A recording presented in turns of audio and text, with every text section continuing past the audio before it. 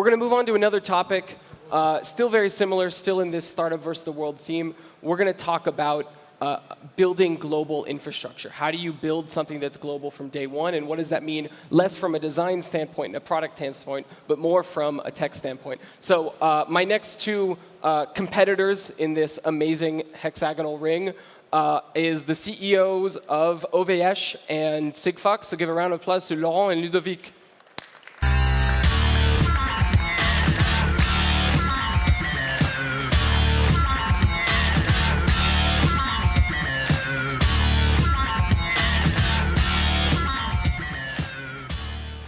I guess that's how you welcome two guys that have respectively raised $250 million in the last 12 months. That seems like an appropriate entrance. So you guys, you saw how the last one went through. We're going to run through some questions. We're going to talk about how do you be global. So I guess there's this big thing of going global from day one. And I think 4 years ago when we talked about that in France, it meant building a European company.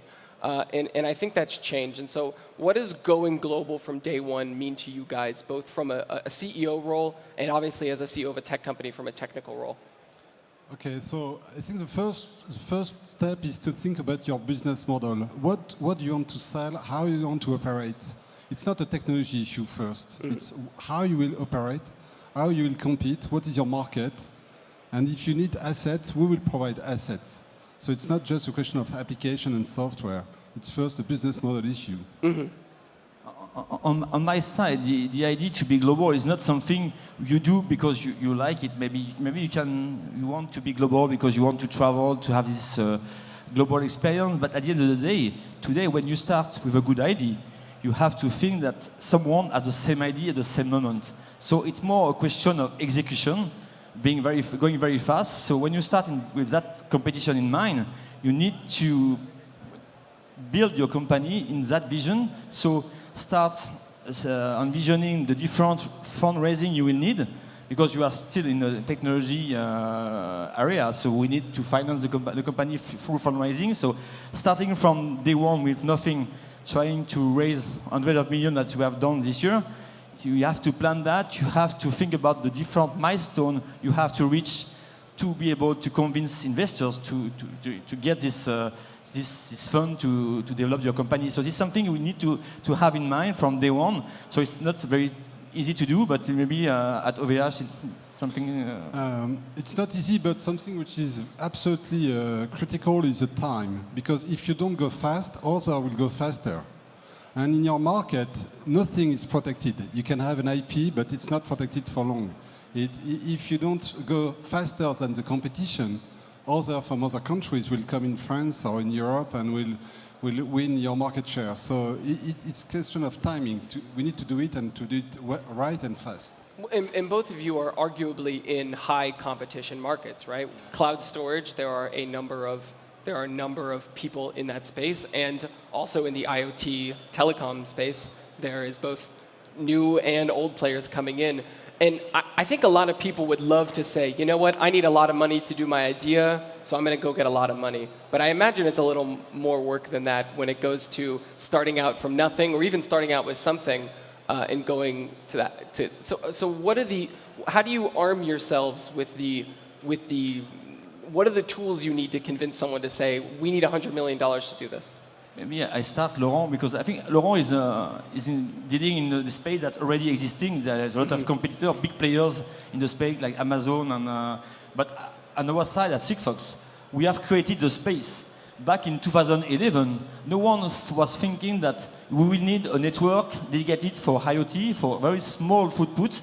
Everybody was thinking about how to increase the footprint to handle the billion of mobile and tablets you have every day. So we started with that vision that we have to create a big network for Internet of Things, targeting low footprint, few bytes, while people are thinking about megabytes.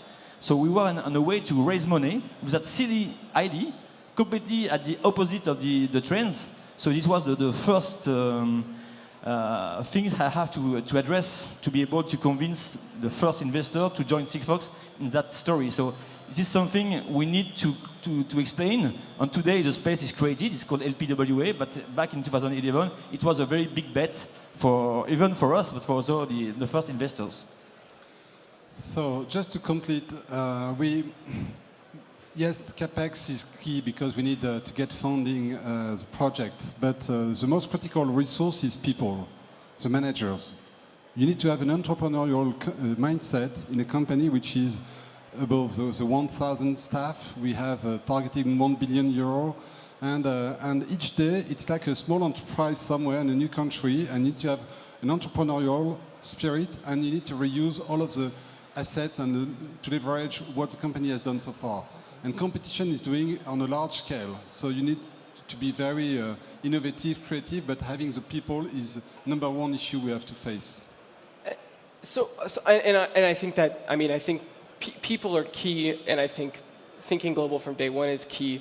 Once you decide you're going to be global, and once you give yourself the means to do that, both people and financial resources, where do you go from there? Because it's one thing to say you're global, it's another thing to be based in Toulouse or based in Roubaix and say, let's go and do it. And so how do you decide when to launch in the Czech Republic or when to launch in the US? And how do you measure that? Because I think it's one thing to say we're an internet company, everything global from day one, of course. And it's one thing to be visible in that respect. How do you decide where to allocate resources from a CEO perspective? So we need to be very pragmatic. You need to have a vision. Where do you want to go? We have been achieving the goal of being European leader on the cloud. We want to be global leader now. To do that, for sure, we have already done 16 countries. 16 is a good start as we are today, but it's small compared to Amazon. So the next step is to address a significant number of new countries, new data centers, new capacity all over the world. But we need to do it with people once again. So we have a plan, but we adapt the plan. And even in France, it's not just Roubaix. We have been in contact now via Toulouse because we have identified excellent skills in Toulouse on IoT that are needed for development. So we have built a team in Toulouse. It was not in the plan. Now we have a team in Toulouse, as we have a team in Brest or Lyon. So we are very pragmatic. We have a vision, but the way to execute is who is able at the right time to do the job. Of course, pragmatism is something very key for us, but for Sigfox, we started with that crazy idea to create a worldwide network for Internet of Things, while there is no MNOs global. So to be able to be seen as something relevant, we have to prove that the model works in France. So we have covered all France within 12 or 18 months. After that, we were looking for the country close to France because it's easier and it requires less cash to address. But today, we are in 11th country and with a big concern of regulation because in telecom, you have different regulation rules depending on the areas. So we have to deal with that, which is sometimes a mess, but it's a bet, it's a challenge we have.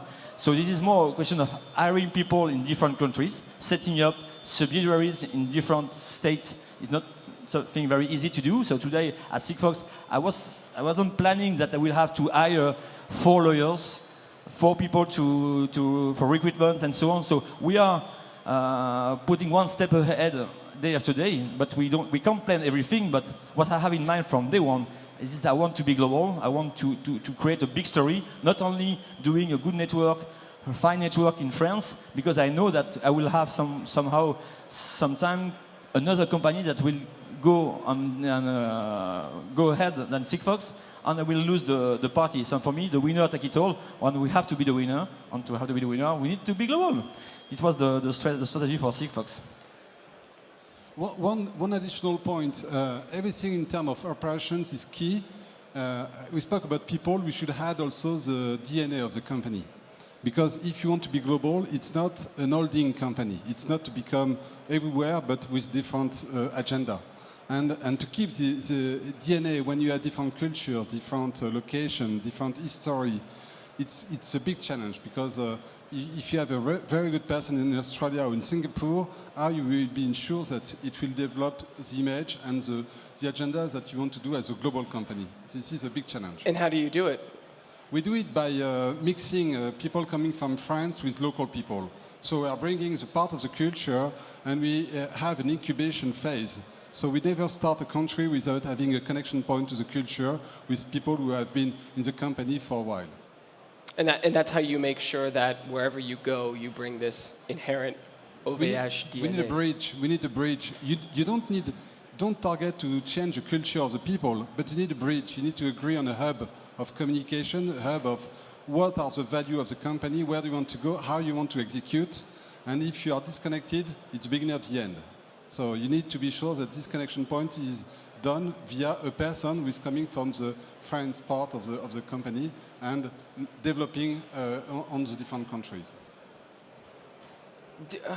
No, I was gonna ask if you think that your company's DNA is related to France as a location, but I don't think it's. We don't have enough time, so I won't go into the whole France versus the world thing.